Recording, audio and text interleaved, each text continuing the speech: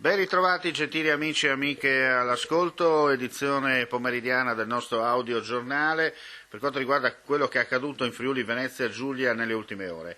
Si è tenuto stamane in piazza Chiodi a Manzano il flash mob silenzioso organizzato dal gruppo consigliare di Fratelli d'Italia Legati per Manzano assieme a un gruppo di commercianti e imprenditori di altre categorie ubicate nel Manzanese. Una quarantina alla fine hanno scelto di scendere nell'Agorà per lanciare un grido silenzioso, ma di certo più udibile, verso un sordo virtuale che fa orecchie da mercante. Le parole di Anna Maria Chiappo, consigliera comunale di Fratelli d'Italia Legati per Manzano.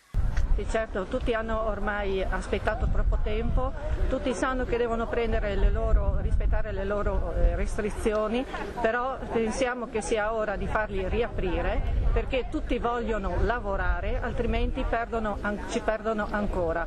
Qualcuno rischierà sicuramente, non qui, lo spero, di chiudere l'attività e non riaprirla, però noi stiamo sostenendo oggi qui i nostri commercianti, i nostri esercenti. Abbiamo anche fatto una mozione in Consiglio Comunale dove rinunciamo alle nostre indennità di consiglieri e chiediamo anche agli amministratori di rinunciare alle loro indennità a favore delle famiglie manzanesi e oltretutto a tutti i contributi degli eventi e delle manifestazioni che non si sono tenute e non si terranno a favore proprio dei commercianti, degli esercenti, delle nostre aziende del Manzanese. Senta, devo fare una domanda un po' cattiva da giornalista.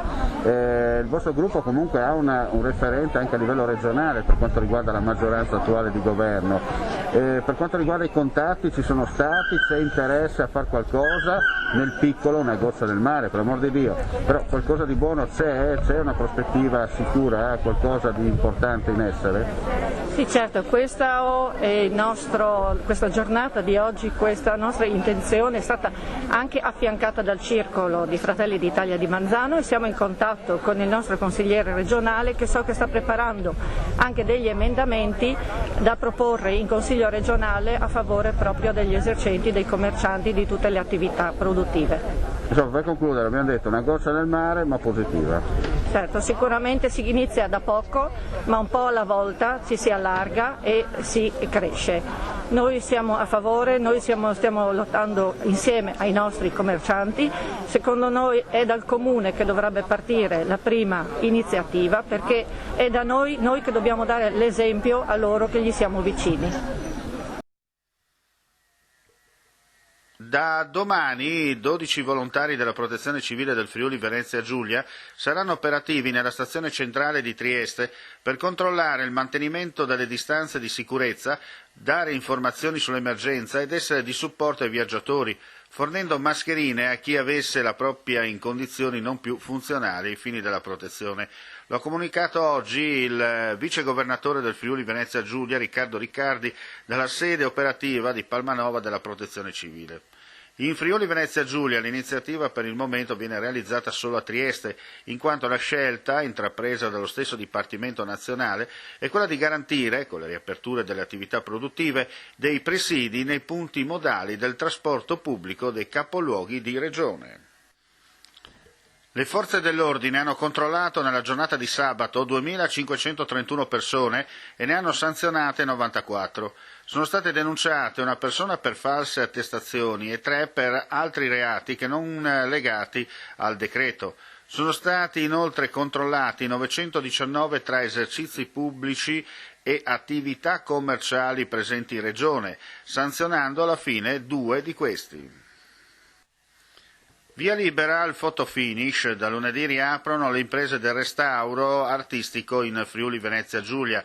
123 sono le attività che potranno alzare le serrande. Soddisfatto il presidente di Confartigianato Friuli Venezia Giulia, Graziano Tilatti, che nella nota dice: fondamentale il pressing condotto dalla nostra associazione di categoria sul governo centrale.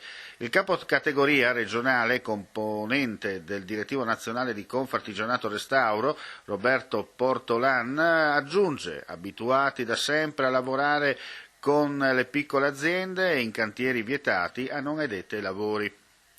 Una grande soddisfazione perché tutto il comparto del restauro può ripartire, dando speranza alle 123 imprese del Friuli Venezia Giulia.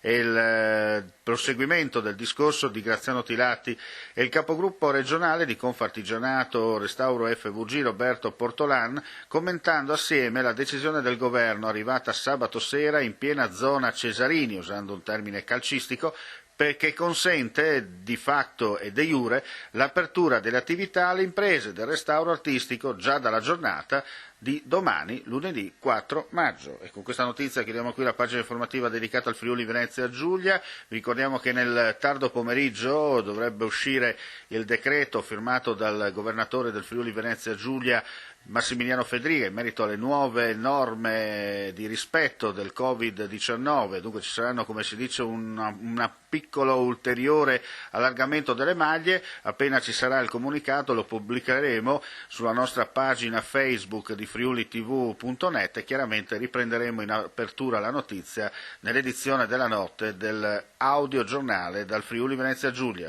Non resta che salutarvi e augurare a tutti voi una buona domenica.